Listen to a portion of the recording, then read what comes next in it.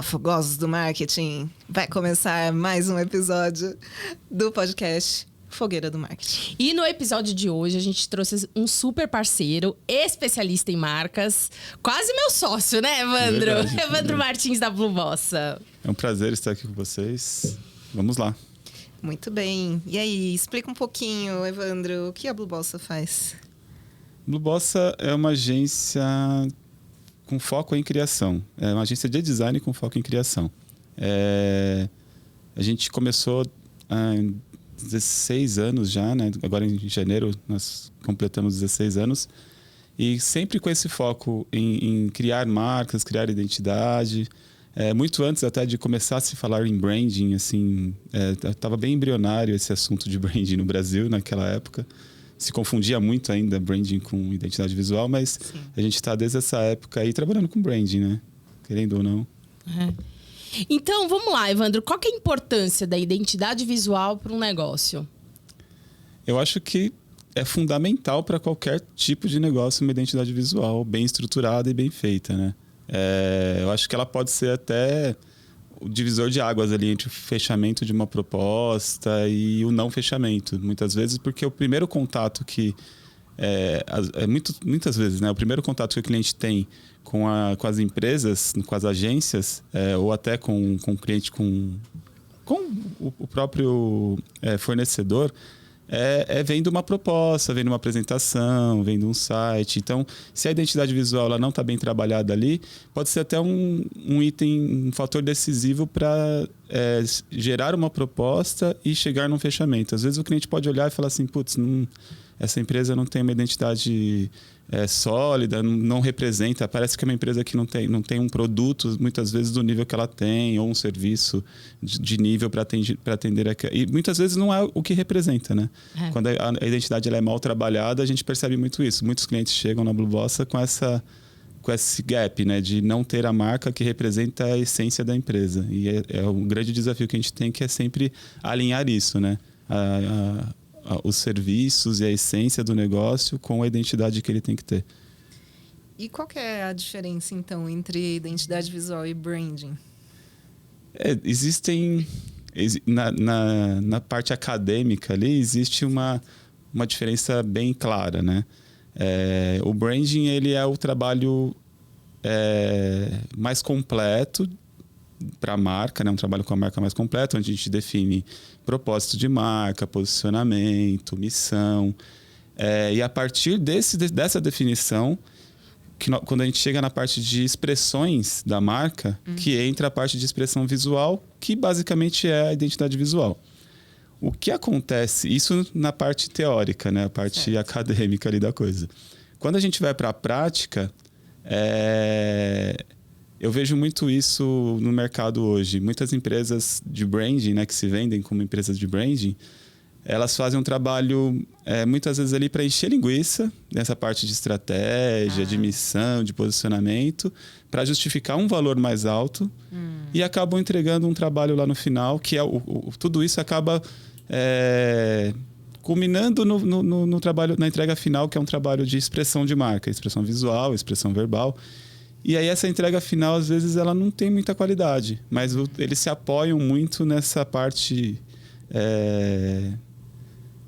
de conteúdo ali no início, que muitas vezes não é nem muito bem fundamentada, né? Então, mas assim, na prática, o que eu acho, né? Pensando em agência, né? Que entrega um trabalho de branding muitas vezes, sem vender como branding. A gente, sim, pensa em conjunto com o cliente, a parte estratégica, a parte de posicionamento, só para depois a gente chegar nessa parte de expressão visual, que é a identidade visual. E não necessariamente esse trabalho precisa ser um trabalho mega complexo, cheio de etapas e reuniões e processos. Ele pode ser um trabalho mais fluido e muitas vezes o cliente já tem isso. Ele só não tem isso documentado. Então a gente senta, extrai tudo isso do cliente para conseguir chegar num resultado de marca interessante e que vá funcionar bem para o negócio dele, né? Até porque para a PME, eu acho que deve ter essa análise, né? Provavelmente do dono da empresa, do tipo, quanto que eu vou investir nisso, Exatamente, né? Normalmente é um investimento que, na verdade, vira uma identidade visual, né? Exatamente. Então, assim, eu acho que foi o Renato que comentou uma vez um termo que eu achei interessante, que é o branding light, né? Que ele falou. Ele falou, tô com projetos aqui de branding light. E aí, o que é? Que Não, light? É um trabalho de identidade visual com pensamento de branding. Então, assim, é o que a gente acaba fazendo, né? O Renato da Unânima? É. Ah, interessante. É verdade. Eu lembro dele falar isso. Ele comentou isso acho que numa das reuniões que a gente fez de network. Eu lembro que ele comentou. E é basicamente o que a gente faz desde o início, mesmo antes de se falar em branding, né, com o conceito que tem hoje, é o que a gente faz, que a gente entrega, né? A gente acaba tendo esse trabalho, essa preocupação, né, de investigação, até quando o cliente não tem um propósito ali de marca, um posicionamento muito bem definido, a gente ajuda, a gente provoca, né, para que ele consiga definir isso, para que a gente consiga também trazer a identidade linkada a isso para que o negócio funcione, né? Até porque eu andei vendo até algumas discussões em LinkedIn do quanto que branding, na verdade, é meio que feito por várias áreas da empresa, sim, né? É verdade. Quando você pensa que, assim, às vezes a percepção de marca, ela não se resume só àquilo que está sendo comunicado, mas toda a experiência de consumo, experiência, né? exatamente. Atendimento, nível de atendimento. Então, assim, não adianta a gente só... que bonitinho esse guideline aqui, vamos botar na fachada do prédio e no anúncio, né? Tipo, tem que fazer parte da cultura, né, da empresa. Agora, Evandro, também tem muito essa coisa... Porque a identidade visual, ela não é sinônimo do logotipo, que também tem outra... né, já mudou o termo. Tem logotipo e logomarca. Acho que não se usa mais logomarca também. Logomarca, na verdade, é uma redundância, né? Porque logo já é marca. Então, se falar logomarca, é marca-marca. Então... é uma redundância. O termo sempre foi errado, mas muita gente usava e ainda usa. Tá. E tem agências que usam. Sim. Mas, enfim, logotipo ele veio muito da época também que... na época, lá nos primórdios, antes de computador, tal, se desenhava os logos tudo na mão, né? Então, muitas vezes, de onde vem esse termo, né? Existia aquela tipografia móvel, que é o tipo de metal. Das gráficas. Então, esse termo de logotipo vem muito dessa parte do tipo móvel, da marca. Tá. Tanto que desde que eu trabalho com marcas, eu evito o uso dessas palavras, né? De logotipo, logomarca é marca. Marca como expressão, né? E aí a marca da empresa é o logo, né? Ah, tá. Tanto que até tinha as réguas, né? Que você usava das fontes para desenhar, né? Uma palavra. Usava-se muito letra 7, né? Que é aqueles decalques para montar layout, até para fazer logo. Mas quando a gente tá falando da identidade... Vocês estão velhos, hein, meu? Não, isso a gente estudou, né? Tá no livro, Flávia. Você não lê. Sim. Tá lá na Barça, né? Aí entrega a idade do mesmo jeito. Então, mas assim, identidade visual, ela é muito... Ela é abrangente. Ela sim, não é só o logo. Não é só o logo, não é só a marca. A identidade visual, ela é todo o universo em que a marca é inserida. Então, tem várias camadas, né? A primeira camada, acho que a gente pode definir ali tipografia, paleta de cores, alinhamentos, elementos gráficos. Essa é a primeira camada, que normalmente é o que está no manual básico de identidade. Essa é uma identidade visual. Aí, a partir daí, começam os desdobramentos. Aí, nos desdobramentos, muitas vezes, a gente acaba criando outros elementos que apoiam também a identidade, que apoiam a marca. E aí entra também essa parte de identidade visual, identidade verbal. Aí, pensando em empresas mais estruturadas, né, maiores, aí já começa a desdobrar muito, né? Brand persona, aí começa... por isso que quando você pega um brand book, por exemplo, ele tem um calhamaço de páginas.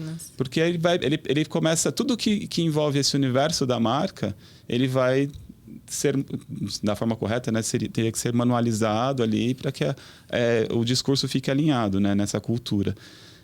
Mas aí entra também a questão de porte das empresas, né? Tem empresas que estão preparadas, empresas grandes, que têm uma estrutura, que têm vários setores, que trabalham juntos.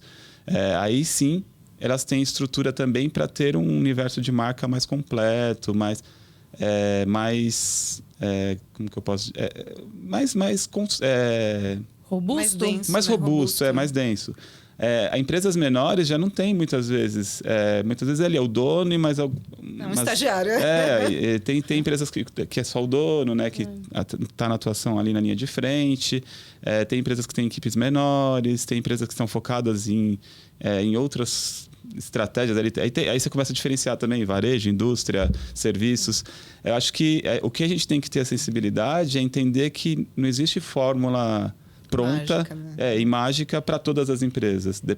Dependendo da empresa que a gente atende, a gente desenha qual que é o formato que vai ser essa entrega. Se ela vai ser um pouco mais completa, se ela vai ser um pouco mais enxuta, depende do orçamento da empresa, da cultura também, né? Se eles estão preparados para absorver esse trabalho um pouco mais completo ou não. Então, a identidade visual ela pode ser muito completa, ela pode ter um universo bem grande, e pode também ter um universo básico. No nosso caso, na Blue Bossa, mesmo quando são empresas pequenas, por exemplo, um advogado trabalha sozinho e precisa de uma identidade, a gente consegue entregar pelo menos o universo da identidade ali básico que vai apoiá-lo no que ele precisa, né? Aí, a partir dali, se ele cresce ou se ele traz mais gente para a equipe, faz parcerias, aí a gente consegue depois evoluir com essa identidade, trazendo novos materiais. Mas a gente tem essa preocupação de entregar pelo menos um universo da marca que faz sentido para aquele negócio, né? Legal. E quando a gente fala de nome, né, que também tá relacionado com esses assuntos, o que você sente que são os maiores desafios assim da PME? Porque a Blue Bossa também trabalha com naming, né? Sim. Aliás, o Evandro vai explicar o que é naming, para quem não... O naming é a criação de nomes, né? Eu acho que você falou qual que é o desafio, né? Eu acho que quanto mais o tempo passa, mais difícil fica criar um nome exclusivo. Por quê?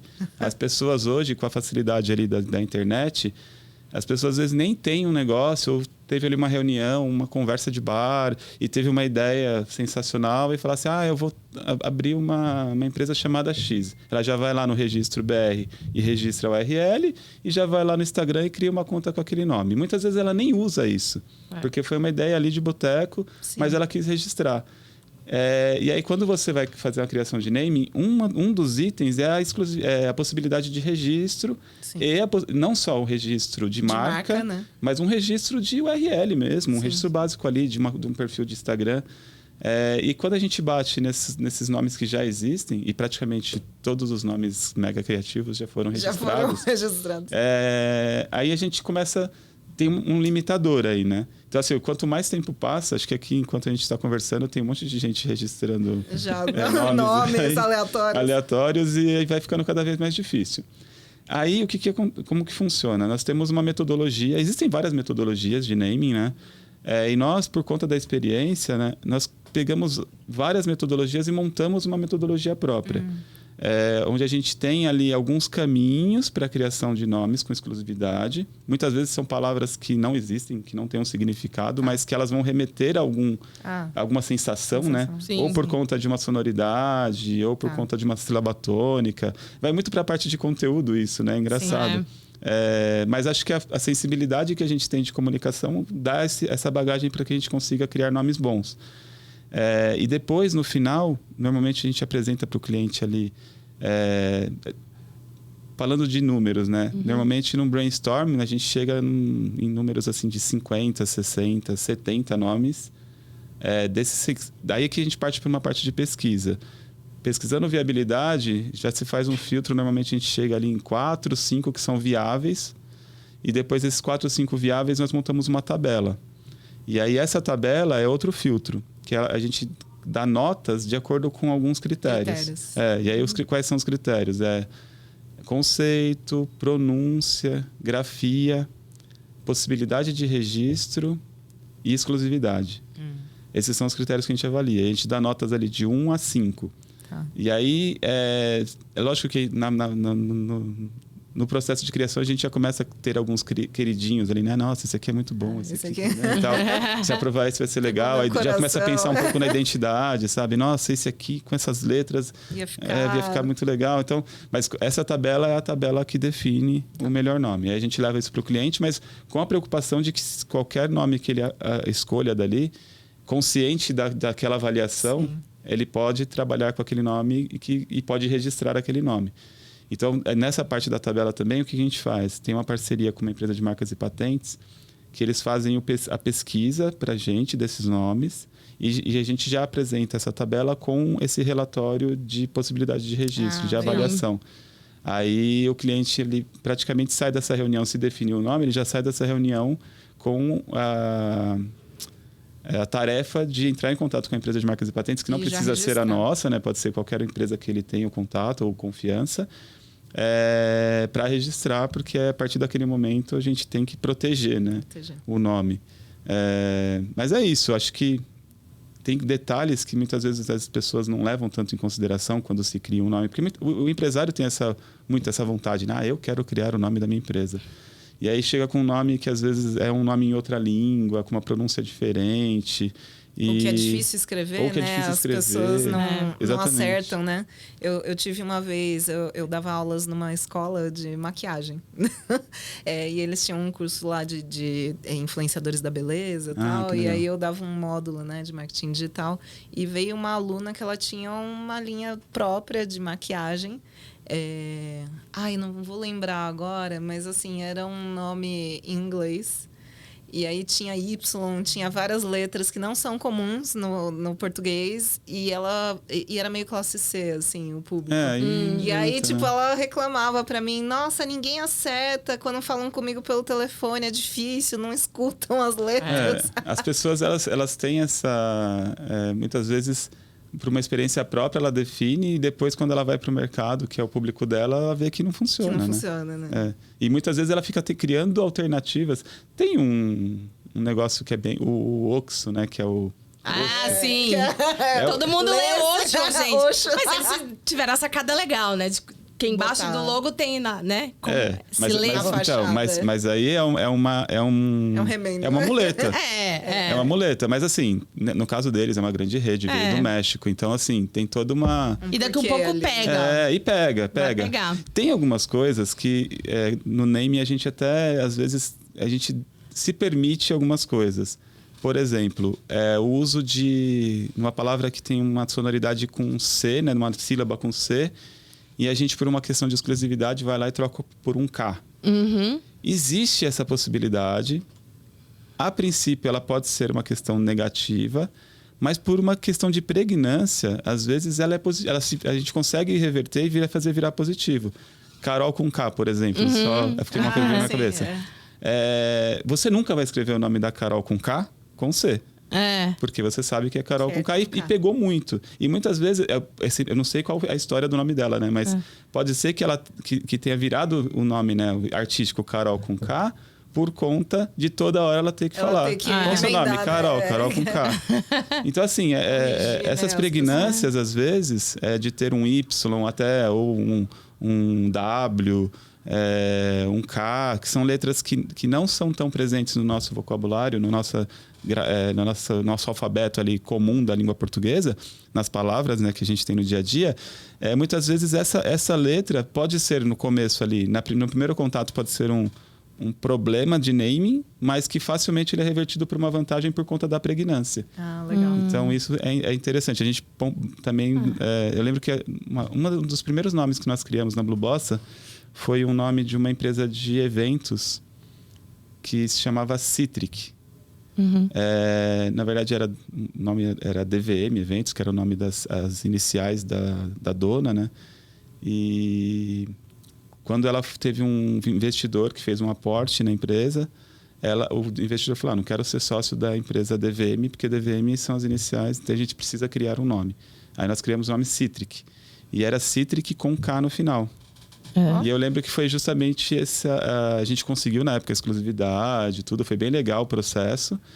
E eu lembro que a gente usou muito essa ideia do K essa pregnância do K, né? Na identidade mesmo, assim, na identidade visual e verbal. Pra ficar bem marcado mesmo. Então, isso foi acho que foi primeiro nome que a gente criou na época. A gente nem nunca tinha feito. Foi aí que começou esse trabalho, faz mais ou menos uns 15 anos isso. E essa coisa de nome, eu até estava escutando um podcast outro dia do Facundo Guerra, que ele estava entrevistando uma startup nova que faz saladas. E chama Algarri, não sei se vocês já ouviram falar. E é um nome muito inusitado, assim, para um restaurante de salada, né? E tô falando startup porque eles são mega inovadores na parte de logística, eles têm time de TI, apesar de ser uma cozinha, né?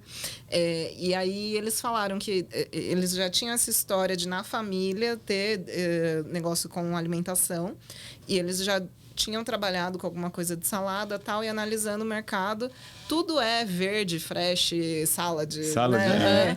E aí eles falaram, não, a gente precisa de um nome que seja diferente, e eles, por questão de posicionamento, acharam que tinha a ver com o público ser um nome feminino, e eles queriam remeter a alguma coisa positiva, então é a Olga que ri, e aí Olga ri. E literalmente eles têm uma logo que é um smile sorrindo, né? Sim. Então, para ver que, assim, às vezes até em categorias que estão meio saturadas, às vezes a gente tem que meio pensar fora da caixa para conseguir destacar, né? Tem uma empresa que eu conheço que tem um nome super criativo, que é a Zefini. Pois é. Não, eu adoro. Realmente. Qual que é a história do Tá de nome? parabéns. Então, ela, na verdade, é uma história meio pessoal, porque eu já morei na França. E a expressão Zé Fini, na verdade, ela vem do francês, que é c'est fini. E c'est fini acabou. Sim. E aí, o que acontece? Lá na agência, normalmente, a gente entra nos trabalhos para finalizar os trabalhos que não tem fim, né? Então, o site não vai pro ar. Por quê? Porque não tem o texto, né? O folder não fica pronto, porque não tem o texto. A apresentação não fica pronta, porque não tem o texto. Então, a gente vem com essa ideia de concluir os serviços, né? De comunicação. Zé Fini. E tem uma expressão que o Zé Fini era muito usado, acho que na escolinha do professor Raimundo. Que é o que todo mundo lembra. Assim, né? Os cringe. Os cringe, tudo lembra. Lembra disso. Os 40 a mais, lembra disso. Vou pedir pra cortar depois essa parte. Né? Mas a pessoa acaba lembrando, né? Por conta de alguém, um personagem que usava, né? E eu acho que isso é legal. Acho que até... por mais que seja mais sofisticado o conceito, né? Por causa da França e tal. Mas eu acho que até um pouco dessa ideia do humor aí funciona bem, sabe? Funciona. Porque é um dos itens que traz pregnância. Você faz um vínculo com alguma coisa que já existe. Então, eu sempre lembro do nome Zé Fini e me vem a imagem, porque é fácil linkar, né? E é um valor da nossa marca, né? Essa coisa da alegria é valor da nossa marca. Então, tem muito a ver mesmo. E por que Blue Boss? Então, boa! Mas o nome Blue Bossa nasceu na época que eu fazia faculdade ainda. Então, assim, eu nem pensava em naming, e tanto que não é um bom nome. Não é? Não, ele tem um pouco de trava-língua ali. Blue Bossa, às vezes as pessoas não entendem também. Então, assim, por mais que a gente faça um trabalho de naming, eu acho que o Blue Bossa não é um bom nome. Gosto do nome, acho ele legal, acho sofisticado, funciona bem. O conceito dele é legal. Porém, eu acho que ele tem... Já recebi várias correspondências ou mensagens. Você é da Bossa Nova. Bossa Nova. Porque tem, acho que, produtora de vídeo, né? Bossa Nova Filmes. Blue Boss, já recebi também, de Chefe Azul. Chefe Azul. Sua identidade tem azul. Blue Nossa. Blue Nossa. Já tive várias interpretações do nome por conta de pronúncia. Provavelmente eu falei ou a pessoa não entendeu direito. Foi rápido. Mas o conceito do nome, de onde vem? Quando eu fiz faculdade, eu me formei, a gente fez um grupo de trabalho e nós fizemos o nosso tema de trabalho de conclusão de curso era o design da Bossa Nova na década de 50, 60 ali. Porque tem um designer, que é o César Vilela, eu nem sei se ele ainda está vivo, mas quando eu me formei ele estava vivo ainda, que é um carioca, que depois virou artista plástico. E ele que criou a identidade da Bossa Nova, porque tinha uma gravadora que era a Elenco, que todos os artistas de Bossa Nova eram lançados por essa editora, essa gravadora que é Elenco. E ele criou a identidade da Elenco e ele meio que criou uma identidade para todas as capas. Ele quase que criou ali movimento. Foi muito interessante assim, o que ele fez. Ele meio que padronizou a identidade. Então, quando você chegava numa loja de discos, tinha todos os discos de todo mundo, cada artista se expressava de uma forma ali, né? Com a capa colorida, com foto, sem foto. E quando você olhava a capa do elenco, você sabia, essa capa é da elenco e é de Bossa Nova. Esse artista é Bossa Nova. Exatamente. Então ele criou uma identidade da Bossa Nova. Que legal. E a gente fez um trabalho sobre isso. E aí, nessa época, o Glauber, que se formou comigo, que foi um dos meus primeiros sócios na Blue Bossa, eu tive 3 sócios. Nossa, que nome artístico, Glauber, né? Glauber, né? Tá vendo? Ele era muito musical, assim, ele gostava muito de música, ouvia a Bossa Nova. Foi ele até que puxou o conceito do trabalho, né, de conclusão de curso. E eu lembro que conversando com ele, a gente estava muito com esse negócio de bossa. E aí precisava criar um nome para a agência e eu falei, putz, eu gosto muito da bossa por conta da sofisticação dela e da simplicidade, porque a bossa nova é conhecida como samba de uma nota só, né? Aí eu falei, a simplicidade da bossa nova é o que eu quero pro meu trabalho. Eu quero fazer um trabalho sofisticado, é a minha linha de identidade ali que eu quero trabalhar. E aí eu lembro que conversando com ele, ele falou, o blues também é legal, porque o blues tem a força ali, né? Tem uma questão de criatividade muito forte, de adaptação, né? De improviso, que é interessante também. Eu falei, nossa, então acho que seria... vem de blues, de blues. Porque o blues, bossa, não funcionava. Aí eu tirei o S. Sonoro, né? Aí eu tirei o S e ficou blue bossa por conta disso. Mas hoje, quando eu vou passar meu e-mail por telefone, por exemplo, eu falo, é blue de azul, bossa de bossa nova. Porque aí fica mais fácil para a pessoa entender que é blue e bossa com 2 S, né? Entendi. Mas é isso. Muito bom. Muito legal. Muito bom. Agora, Evandro, a Zefini é super parceira aí da Blue Bossa, né? A gente acaba fazendo muitos trabalhos a convite da Blue Bossa para trabalhos complementares mesmo, né? Para enriquecer aí o trabalho de identidade visual, enfim, de uma série de coisas. Então, eu queria entender um pouquinho mais o que você acha dessa coisa do conteúdo dentro do teu trabalho, né? Eu acho que o meu trabalho não existe sem conteúdo, né? Acho que por mais que o cliente muitas vezes chega e precisa só da identidade, no desdobramento a gente precisa muito do conteúdo. E muitas vezes, antes até da criação da identidade, como é o caso do cliente recente, né, que a gente fez na apresentação ontem, ele precisava de um trabalho de construção de propósito, de missão, de manifesto. E esse é um trabalho que é puro conteúdo, né? Então, eu acho que o nosso trabalho não funciona sem o trabalho de conteúdo. Tanto que a nossa parceria está aí para uns 10 anos já, acho que até mais, né? E assim, eu acho que o conteúdo, né? Ele está presente em todas as peças de comunicação. E para a gente ter esse apoio, né?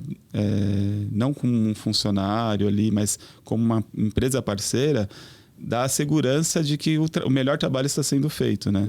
Quando a gente teve um período da Blue Bossa, nesses 16 anos, que a gente teve pessoas de redação dentro, né, da equipe. Só que eu sou um cara que eu não tenho muito... Por mais que... Acho que quanto mais a gente envelhece, mais bagagem a gente pega em todas as áreas, né? Mas, assim, eu nunca fui um cara muito de escrever. Da escrita, né? Da direção. Então, como que eu vou coordenar uma pessoa que tem essa especialidade se eu não tenho você não domina como? Também. Então, eu acho que até não só na área de conteúdo, acho que a gente acaba fazendo isso para várias áreas, né? Até a parte de programação, áreas mais técnicas. Eu deixei de contratar freelancers para eu coordenar e comecei a contratar empresas mesmo, porque aí é onde a gente tem mais segurança, né? E voltando à pergunta, né, eu acho que o conteúdo é essencial. Eu acho que não tem um trabalho de comunicação sem um conteúdo bem feito. E quando não tem um conteúdo bem feito, as pessoas fazem de forma meio que caseira, é quase que pedir para o sobrinho criar uma marca, né? Você percebe que muitas vezes quando acontece isso, o cliente não quer um trabalho de conteúdo e ele fala, não, pode deixar conteúdo, eu crio, ou tem alguma coisa aqui.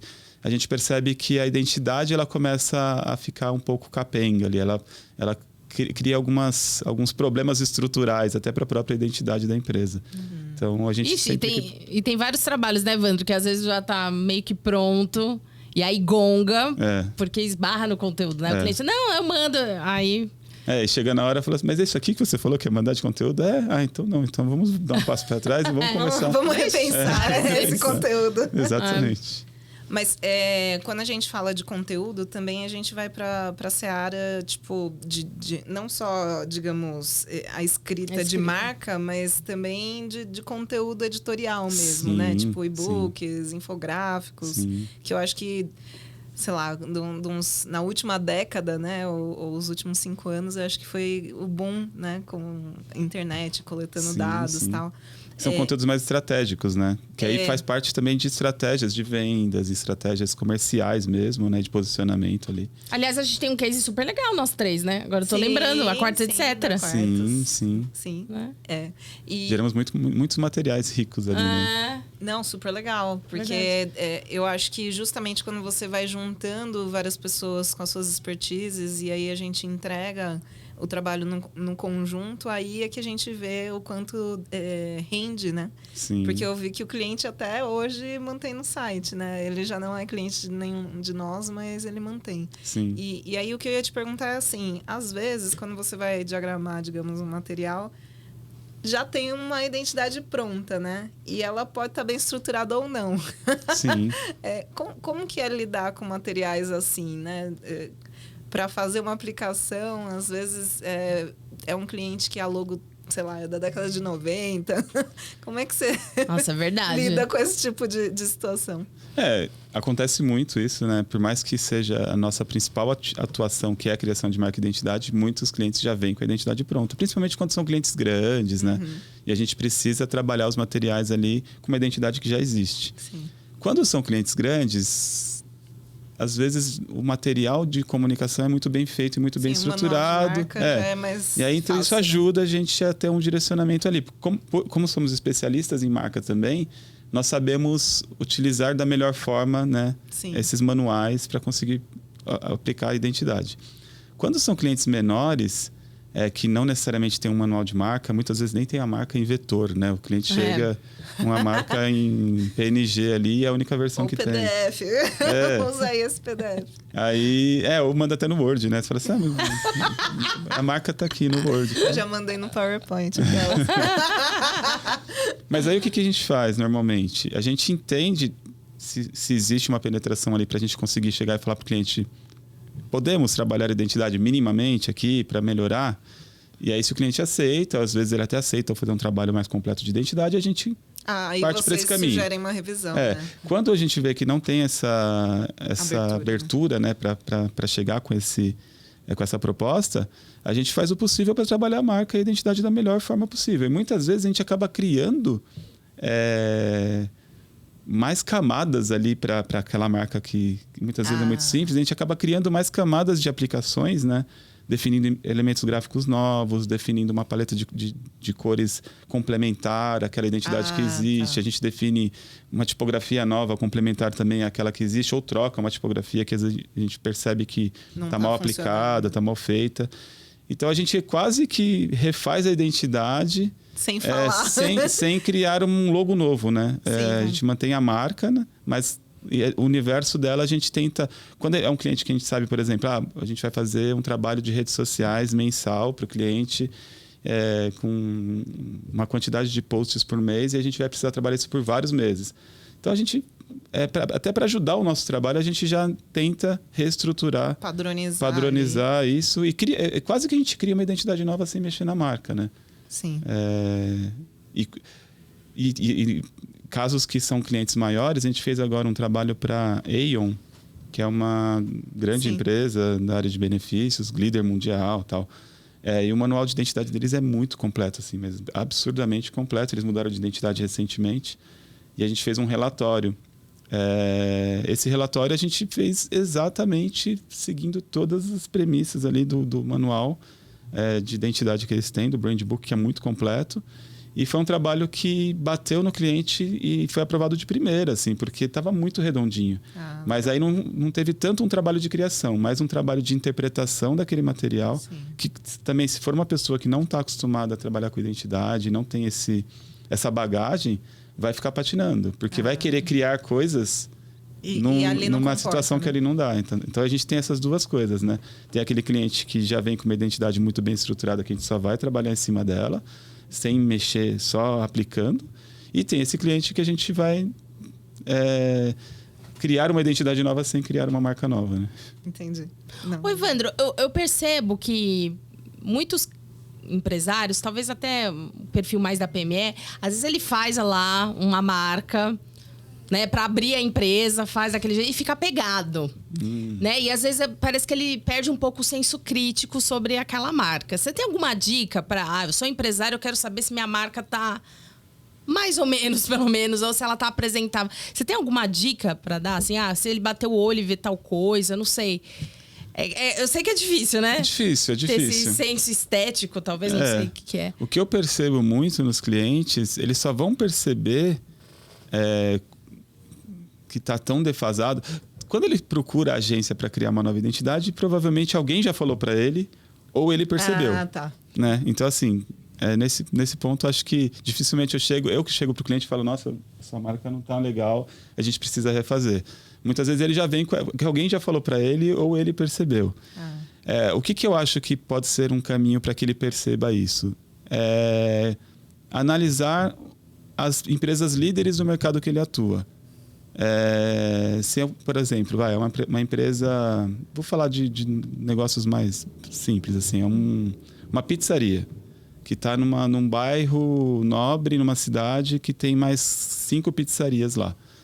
E, de repente, começa-se um movimento de aquela pizzaria reformou, mudou a identidade, mudou o cardápio, começou a aumentar a clientela, se reposicionou, aí a outra faz a mesma coisa e tal. Se ele percebe que existe esse movimento e começa a comparar o negócio dele com o negócio dos outros e vê que ele está ficando, de certa forma, para trás, provavelmente um trabalho ali, não só de identidade, mas provavelmente ele vai precisar fazer alguma coisa para mudar, né, essa percepção que o cliente dele tem. Começa pela identidade, depois pode ir para uma arquitetura. Então, acho que quando a gente fala de restaurante, principalmente, isso vai contar muito. Se é um negócio de serviços ou uma indústria, eu acho que olhar para os líderes de mercado é interessante, porque ele vai ver. A Aeon, por exemplo, que eu dei o exemplo agora, é uma empresa gigantesca que acabou de reestruturar a identidade dela. As outras empresas que são da mesma área ou áreas coligadas ali, elas podem olhar para essa identidade e falar, putz, olha que movimento legal que ela fez. Aí olha para a sua identidade, como que está a minha identidade? Aqui eles deixaram mais clean, mais limpa, estão usando mais fotos de pessoas. Putz, como é que está a minha aqui? Não, a minha ficou até infantil perto dessa, porque a minha está mais colorida. Lógico que tem uma questão de posicionamento, tudo, mas eu acho que comparando, para o empresário, né, que muitas vezes tem um pouco de...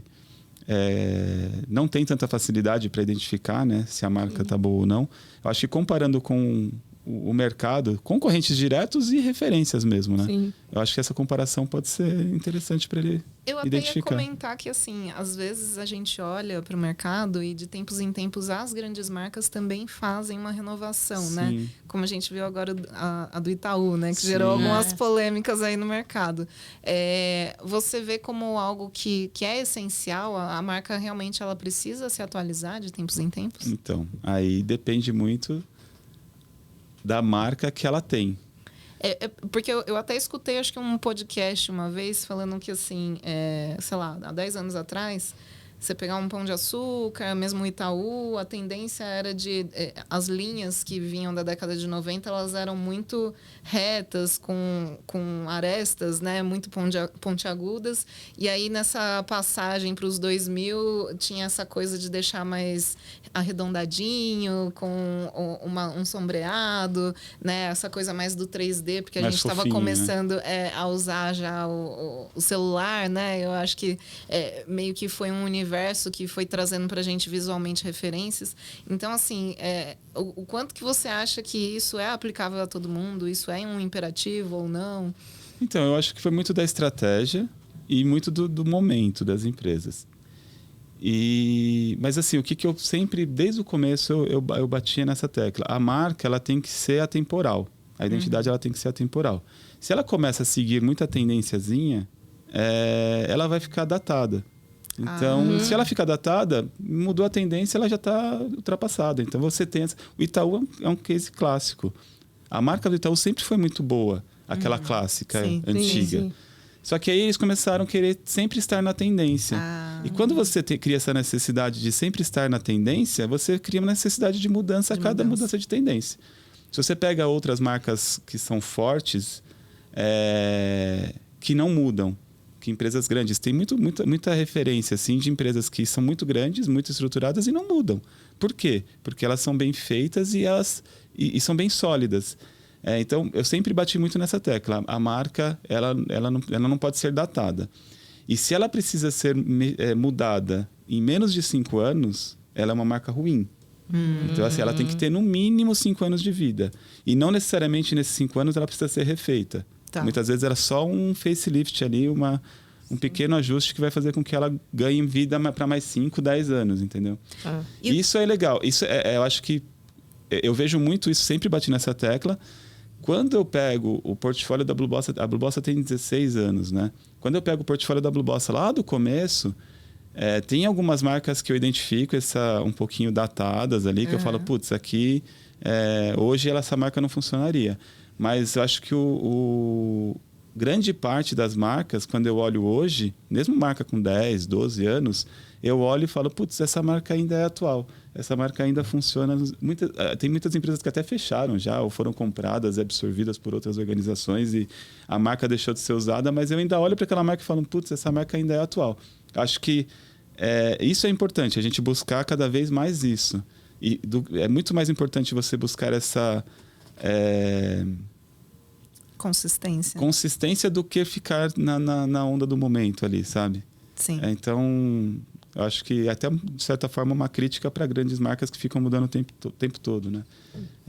Vejo, talvez isso também justifique um investimento grande que tem em equipes, em agências, e as pessoas acabam criando demandas para conseguir justificar aqueles valores absurdos que se cobram, né? Entendi. Pode ser isso. E, às vezes, quando a gente olha para pequena empresa, assim, tem alguns elementos de marca que a gente vai percebendo que eles dificultam o trabalho do dia a dia, né? Principalmente, eu acho que quando vem para brinde... às vezes numa aplicação no mobile muito pequenininha, normalmente ali vai se começando a ter indícios de que ali não está funcionando, né? Sim. Tem outras situações ali que você percebe que são comuns das pessoas olharem e falarem, acho que isso aqui não precisa de uma refação, precisa de uma revisão, assim?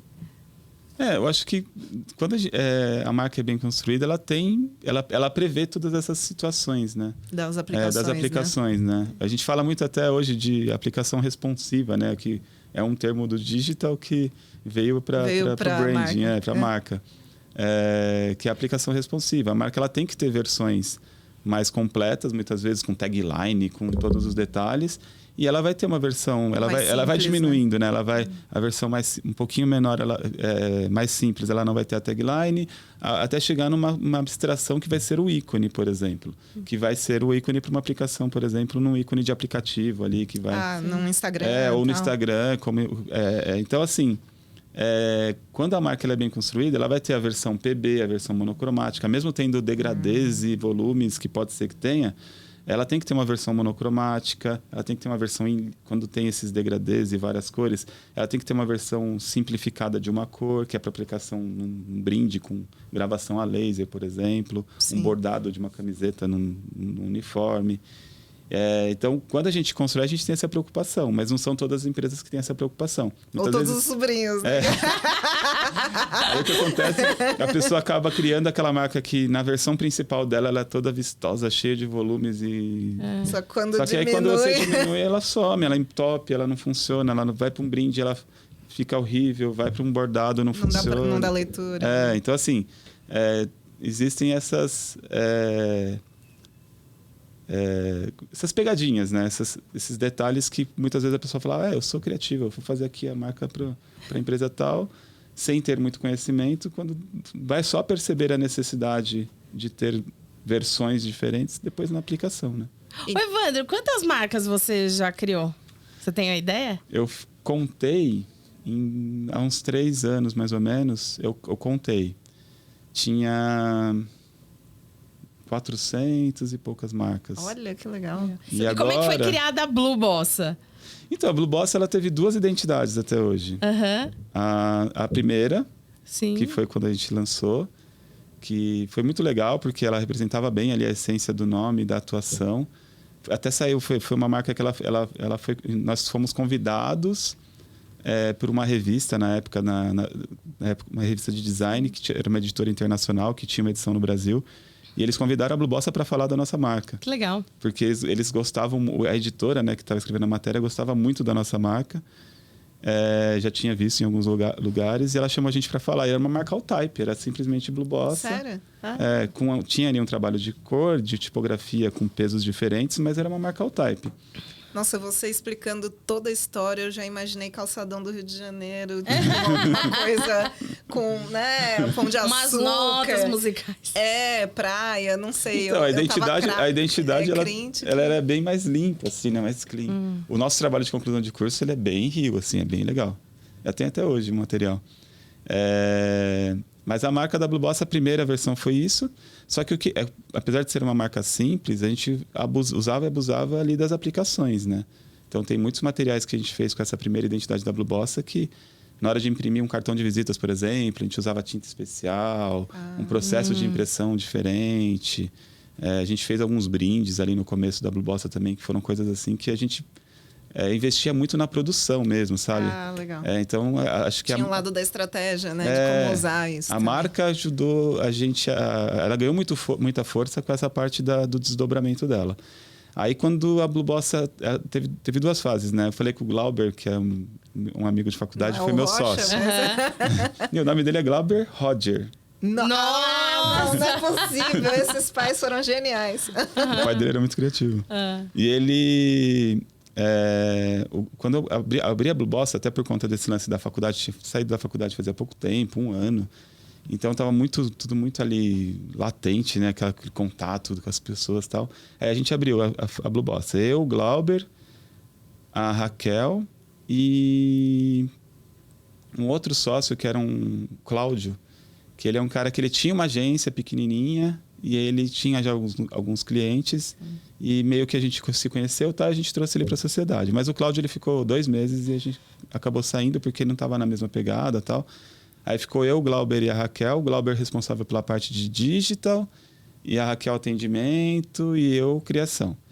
Aí o Glauber, ele acabou mudando para os Estados Unidos e aí saiu da sociedade. Ficou eu e a Raquel por muito tempo. A Raquel foi minha sócia por 6 anos. E aí, quando a Raquel saiu, aí eu senti essa necessidade de também repaginar a identidade da Blue Bossa. Tanto que era uma coisa tudo muito fundo claro, tudo muito limpinho e tal. E aí a gente mudou para fundo preto. Uma coisa foi uma mudança bem radical assim, de identidade. Mas continuamos com uma marca all-type. Tinha um universo ali de identidade um pouco dinâmico ali, de usar uns elementos gráficos e tal. Também com essa preocupação de produzir materiais com tipos de impressões especiais, artesanais. Então, assim, a gente tinha essa preocupação. Alguns brindes ali também para deixar a marca mais um pouco mais consistente, né? E aí, isso aí faz... Essa nova marca, ela tem mais ou menos tá indo para quase 10 anos já. Já? De identidade. Caramba. E aí o que a gente fez, na verdade, só quando começou a popularizar mais redes sociais e tal, a gente sentiu a necessidade de ter ali um ícone, um avatar. E aí nós criamos um bebê, que é o ícone que a gente tem hoje, que a gente usa bastante como assinatura ali. Mas ele não faz parte da marca, né? Ele é um ícone que é um elemento gráfico, que ele é construído com a mesma tipografia da marca, mas ele é um elemento gráfico acessório, né? Ele sempre está na nossa prancha, por exemplo, é a marca de um lado, o ícone do outro. Ele não está vinculado à marca. Legal. Bom, eu acho que agora chegou o momento. Vamos jogar o Evandro na fogueira.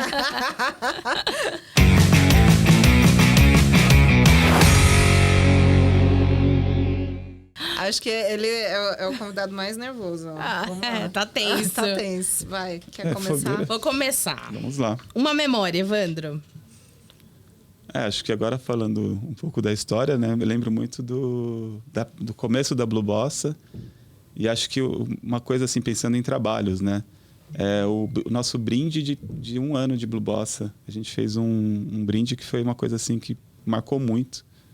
E eu lembro muito disso, assim. Então, acho que é uma memória boa. Conta pra gente que cliente é esse que marcou as pessoas. A gente tinha um cliente nessa época que era um Roberto Coelho. Ele era um produtor musical, tem uma produtora de áudio. E ele tinha acabado de lançar um CD, assim, com várias músicas que era uma bossa nova lounge, assim. Era bem interessante. E aí, conversando com ele, na época ainda tinha pendrive, né? A bossa... Então, assim, há 15 anos atrás a gente usava muito o pendrive. E o pendrive era um brinde. Era um brinde muito legal, assim. Sim. Aí nós criamos um pendrive da Blue Bossa com todas as músicas do Roberto Coelho. E a gente fez uma embalagem que era uma embalagem que ela tinha o tamanho de uma embalagem de CD, assim. Só que ela era feita de papel, com um sanduíche de vários papéis, assim. Com serigrafia, tudo muito legal, assim. Uma capa super legal, as músicas atrás. E aí a pessoa, quando recebia, quando ela abria essa embalagem, ela meio que quebrava a embalagem no meio e o pendrive estava ali dentro. Estava ali dentro. E foi uma embalagem que ganhou prêmio na época. E a gente com 1 ano de vida, né? Assim, começando a trabalhar. Então isso é uma coisa que marca muito, assim. Sim, que legal. Marcou muito, né? Uma conquista profissional? Uma conquista profissional? Quando a gente... Nessa pergunta a gente pensa muito em prêmios, né? Mas eu acho que, pensando assim... Eu acho que eu valorizo muito mais o cliente do que um prêmio, né? Então, eu acho que quando um cliente se emociona numa apresentação de um trabalho, é mais do que um prêmio que a gente ganha, um troféu numa premiação. Acho que é um reconhecimento. Então, assim, a emoção do cliente, acho que é verdade. A principal conquista profissional. Muito bom. Uma pessoa inspiradora. Uma pessoa inspiradora. Para mim, tem uma pessoa que foi uma inspiração muito grande, que é o Paulo Ferrara. Ele é professor da Belas Artes, ele foi professor da Dani, inclusive, de arquitetura, de desenho, né, para arquitetura. E ele Dani é o dono... esposa do Evandro, certo? Isso, minha esposa. Ele foi o primeiro chefe, né? A primeira agência de design que eu trabalhei foi na agência dele, que era a Sansei. E acho que para mim ele foi o grande professor mesmo, assim, aprendi muito mais com ele do que na própria faculdade. E é um cara que eu até perdi contato, assim, a vida acabou levando a gente para rumos diferentes, mas é um cara que para mim ele vai ser uma inspiração pro resto da vida. E um arrependimento profissional? Um arrependimento, talvez... Tô até um pouco emotivo, assim, pensando nisso.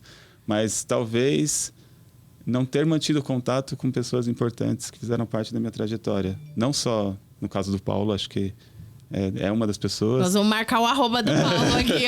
Paulo, temos um recado para você. Mas acho que, assim, funcionários que passaram pela Blue Bossa, clientes que a gente atendeu, que encerramos um ciclo de atendimento ali, muito legal, e depois acabamos também perdendo contato. E não ter, acho que o arrependimento de não ter mantido contato com pessoas importantes que fizeram parte da minha história, assim, acho que é o ponto, né? Um sonho, Evandro? Sonho? É difícil, né? Eu acho que, para mim, hoje, no meu momento, acho que se eu conseguisse conciliar a minha trajetória profissional com família e um hobby, seria o ideal. Então, assim... Conta do seu hobby, Evandro. Eu pratico, né, corrida de montanha, corrida de trilha, ultramaratonas. E até estou tentando, assim, aos poucos. Acho que esse ano foi um ano que aconteceu bastante, assim, de conseguir trabalhar com o esporte, né, também, criando marca, identidade, né, para eventos esportivos, para clientes da área esportiva. Então, isso eu acho que me dá um pouco mais de prazer. O design é uma coisa que, para mim, preenche muito, né? Independente se eu estou fazendo a marca para um advogado, para uma indústria, eu acho que quando a gente chega num resultado bom, isso preenche muito. Mas acho que trabalhar com esporte é uma das coisas que hoje me atrai mais, assim. Conseguir vincular, né, o design, a criação com o esporte, principalmente o esporte que eu gosto, que é a corrida de montanha, para mim seria o ideal se conseguisse deixar isso um pouco mais próximo. E tenho respeito por? Eu tenho respeito por diferenças. É muito importante isso. Eu acho que o tempo todo a gente fica... Acho que o ser humano tem essa característica, né? De ficar sempre querendo... Olhando para as pessoas e julgando na cabeça, assim, né? Nossa, mas a fulana faz assim, ela poderia fazer assim. E eu, o tempo todo, eu fico me policiando. Porque é normal que esses julgamentos venham na nossa cabeça, na parte profissional, falando de cliente, falando até de parceiros de trabalho, funcionários. A gente tem essa mania, né, de querer ficar sempre criando julgamentos na cabeça. E eu tenho uma preocupação muito grande em não julgar, tentar não julgar e respeitar as diferenças, né? Acho que cada um tem uma história, cada um tem um momento de vida, cada um tem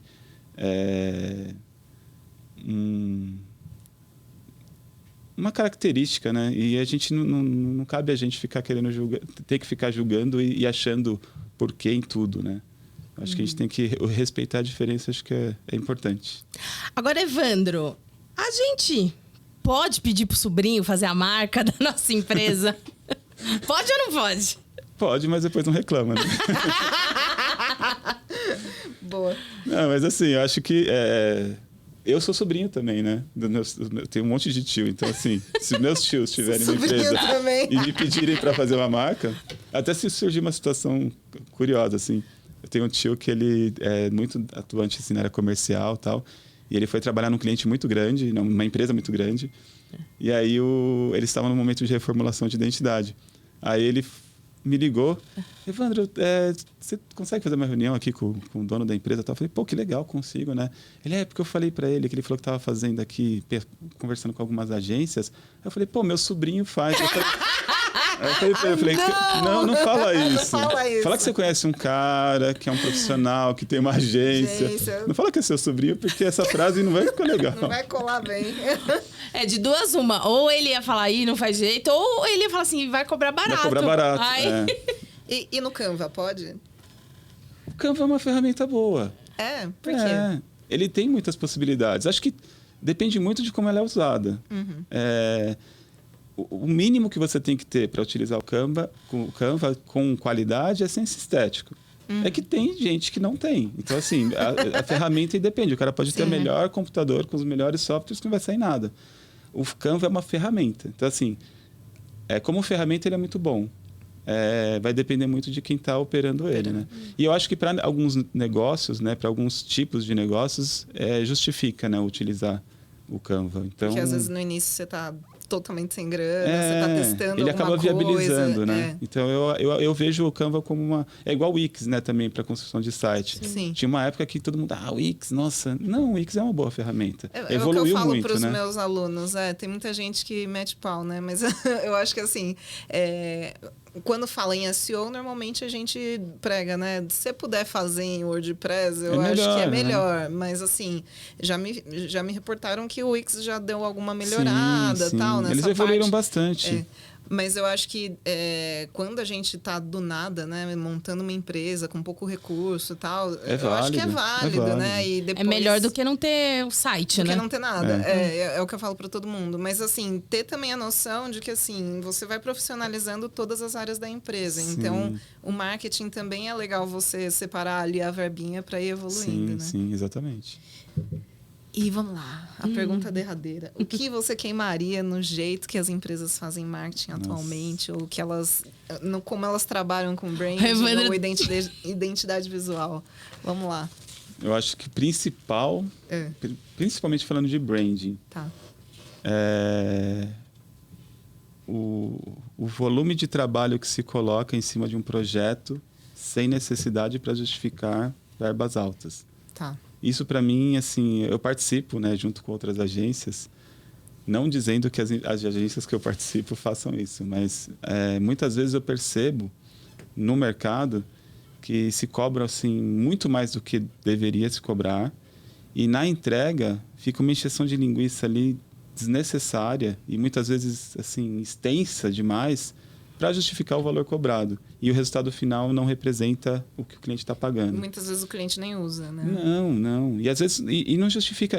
No resultado final, às vezes nem reflete tanto no resultado final, né? Então, isso é uma coisa que eu assim, abomino. Quando eu entro nesses processos grandes assim de branding, muitas vezes a Blue Boss é contratada para isso. É até um pouco polêmico isso, né? Mas eu fico com dó do cliente, assim, muitas vezes. Que eu falo, putz, não precisava desse processo dessa forma, extenso desse jeito, gerando todo esse custo, só para justificar um valor de projeto maior, sabe? Legal. Então, tem gente que já... É uma maldita fórmula pronta, né? Sim. A pessoa chega assim, um projeto de brand, custa tanto. Mas nem ouve o cliente, o que ele precisa, a real necessidade dele, né? Sim. Então, eu abomino isso. Muito bom. Polêmico, hein? É assim, né? A gente só traz gente polêmica.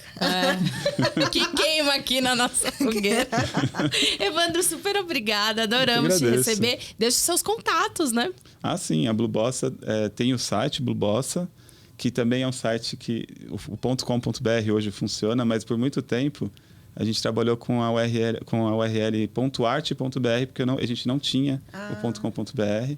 Hoje a gente tem .com, .com.br, .art.br, mas demorou para a gente conseguir todos.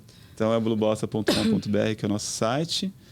O nosso Instagram está sempre ali atualizado, com cases novos, premiações, né? A gente recebeu recentemente alguns prêmios aí pela ABCcom. Todos recebemos. Uma mesa de premiados. Uma mesa de premiados. E o WhatsApp, né? Também é um contato direto, mas tem também, né, nas redes, mas... No Instagram você tá como?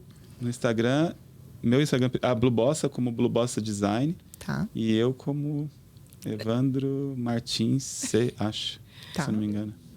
Mas se eu procurar Evandro Martins lá, que as pessoas me acham. Vê alguém correndo assim, numa montanha? Numa montanha, tá fácil de identificar, né? Pois é. Bom, pessoal, podem acompanhar nosso podcast Fogueira do Marketing no YouTube e no Spotify. Também deixaremos cortes nos nossos Instagrams. O meu é @mktcomresultado. @ZFini Conteúdos, e também dá para acompanhar pela Vesa TV e pelo portal da ABCcom. Então, curtem, compartilhem e nos ajudem a chegar em mais pessoas. E para quem quiser sugerir pautas, críticas, sugestões, temos o nosso e-mail fogueiradomarketing@gmail.com. Até mais. Até, gente. Tchau, até mais.